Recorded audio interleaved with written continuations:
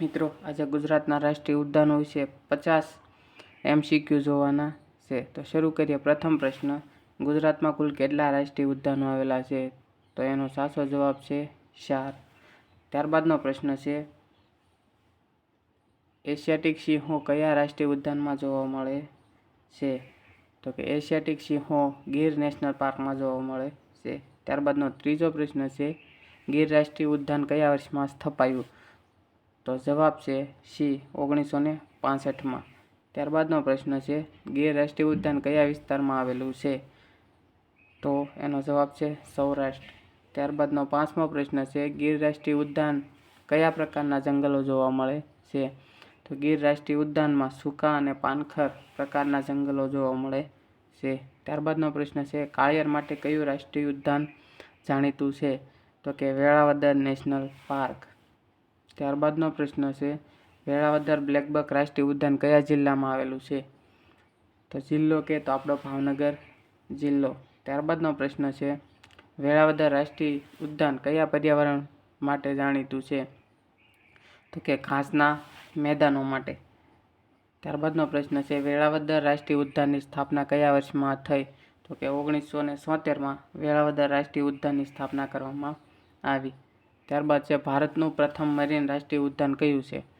તો કે marine national park કચ્છની ખાડી, જે ભારતનું પ્રથમ મરીન રાષ્ટ્રીય ઉદ્યાન છે. ત્યારબાદ છે, મરીન રાષ્ટ્રીય ઉદ્યાન કયા જિલ્લામાં આવેલું છે? તો કે જામનગર જિલ્લો. ત્યારબાદ છે, મરીન રાષ્ટ્રીય ઉદ્યાન કયા વર્ષમાં સ્થપાયું? તો કે 1982ના વર્ષમાં મરીન રાષ્ટ્રીય ઉદ્યાનની સ્થાપના કરવામાં આવી. ત્યારબાદ છે, કોરલ રીફ કયા રાષ્ટ્રીય ઉદ્યાનમાં જોવા મળે છે? તો મરીન નેશનલ પાર્કમાં. ત્યારબાદનો પ્રશ્ન છે, વાંસદા રાષ્ટ્રીય ઉદ્યાન કયા જિલ્લામાં આવેલું છે? તો જવાબ છે, સાચો જવાબ સી. ત્યારબાદ છે, વાંસદા રાષ્ટ્રીય ઉદ્યાન કયા વર્ષમાં સ્થપાયું? તો કે વાંસદા રાષ્ટ્રીય ઉદ્યાન 1979માં સ્થપાયું હતું. ત્યારબાદનો પ્રશ્ન છે, રાષ્ટ્રીય ઉદ્યાન કયા પ્રકારના વાંસદા રાષ્ટ્રીય ઉદ્યાનમાં કયા પ્રકારના જંગલો જોવા મળે છે? તો કે સદાબહાર. ત્યારબાદ છે, ગુજરાતનું સૌથી જૂનું રાષ્ટ્રીય ઉદ્યાન કયું છે? તો કે ગીર રાષ્ટ્રીય ઉદ્યાન. ગુજરાતનું એકમાત્ર મરીન રાષ્ટ્રીય ઉદ્યાન કયું છે? તો કે મરીન નેશનલ પાર્ક.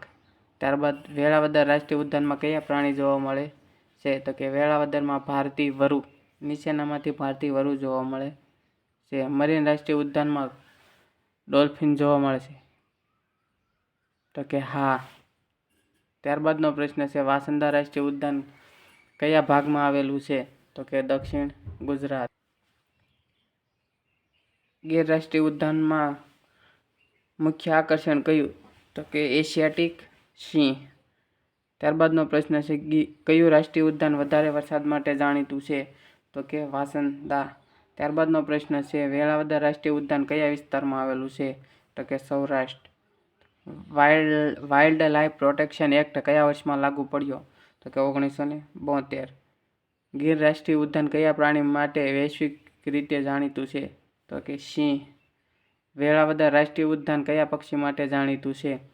તો કે વેળાવદર હેરિયર પક્ષી માટે જાણીતું છે. ત્યારબાદ મરીન રાષ્ટ્રીય ઉદ્યાન કયા પ્રકારનું છે? સમુદ્રી. વાંસદા રાષ્ટ્રીય ઉદ્યાન કઈ પર્વતમાળાની નજીક છે? સહ્યાદ્રી. ગીર રાષ્ટ્રીય ઉદ્યાન કયા જિલ્લામાં નથી?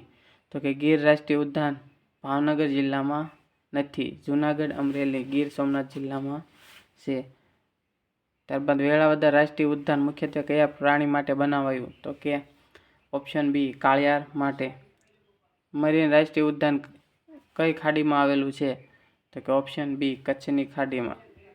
વાંસદા રાષ્ટ્રીય ઉદ્યાન કયા રાજ્યમાં આવેલું છે? તો કે ઓપ્શન સી, ગુજરાત. ગીર રાષ્ટ્રીય ઉદ્યાનમાં મગર કયા જળ સ્ત્રોતમાં જોવા મળે છે? તો કે નદી, તળાવ ને ડેમ ઉપરના બધા જમાં. ત્યારબાદનો પ્રશ્ન છે, વેળાવદર રાષ્ટ્રીય ઉદ્યાન કયા પ્રકારની જમીન ધરાવે છે? ખુલ્લી ઘાસ મેદાનની જમીન. 36મો પ્રશ્ન છે, મરીન રાષ્ટ્રીય ઉદ્યાનમાં સ્ટારફિશ કયા પ્રકારના જીવે છે? મરીન રાષ્ટ્રીય ઉદ્યાનમાં સ્ટારફિશ કયા પ્રકારના જીવ છે? તો ઓપ્શન સી, એકાઇનોડર્મ.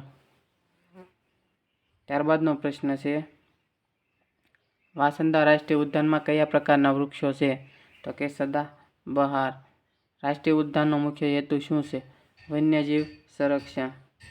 રાષ્ટ્રીય ઉદ્યાનમાં ગીર રાષ્ટ્રીય ઉદ્યાનમાં કઈ પ્રકારની સફારી થાય છે? તો કે જીપ સફારી. ત્યારબાદનો પ્રશ્ન છે વેળાવદર રાષ્ટ્રીય ઉદ્યાનમાં સૌથી વધુ કયા પ્રાણી જોવા મળે છે? તો કે કાળિયાર, બ્લેક બક. ત્યારબાદનો પ્રશ્ન છે મરીન રાષ્ટ્રીય ઉદ્યાનમાં કયા ટાપુઓ આવેલા છે? તો કે ઓપ્શન બી બેટ દ્વારકા. ત્યારબાદનો 42મો પ્રશ્ન છે વાંસદા રાષ્ટ્રીય ઉદ્યાન કયા નદી તંત્ર નજીક આવેલું છે? Option C Ambika. ગીર રાષ્ટ્રીય ઉદ્યાનનું મુખ્ય પર્યાવરણ કયું છે? તો કે સી સૂકા પાનખર વન. ત્યારબાદ વેળાવદર રાષ્ટ્રીય ઉદ્યાન કઈ ખાડી નજીક આવેલું છે? તો કે ઓપ્શન બી ખંભાતની ખાડી. મરીન રાષ્ટ્રીય ઉદ્યાનમાં કયા જીવો નથી? તો કે ઓપ્શન સી સિંહ. ત્યારબાદ વાંસદા રાષ્ટ્રીય ઉદ્યાન કઈ જાતિના લોકોના વિસ્તારમાં આવેલું છે? ઓપ્શન બી આદિવાસી. ગુજરાતમાં રાષ્ટ્રીય ઉદ્યાનોની સંખ્યા ભારતની તુલનામાં ઓપ્શન સી ઓછી. ગીર રાષ્ટ્રીય ઉદ્યાનમાં કયા પક્ષી જોવા મળે છે? Option B ગીધ. વેળાવદર રાષ્ટ્રીય ઉદ્યાન મુખ્યત્વે શેના માટે જાણીતું છે? ઓપ્શન બી કાળિયાર માટે. અને છેલ્લો પ્રશ્ન 50મો. ગુજરાતના દક્ષિણ ભાગમાં આવેલું એકમાત્ર રાષ્ટ્રીય ઉદ્યાન કયું? તો કે ઓપ્શન ડી વાંસદા. મળશું નવા વિડીયો સાથે. ચેનલને લાઇક, શેર અને સબસ્ક્રાઇબ કરવાનું ભૂલશો નહીં મિત્રો.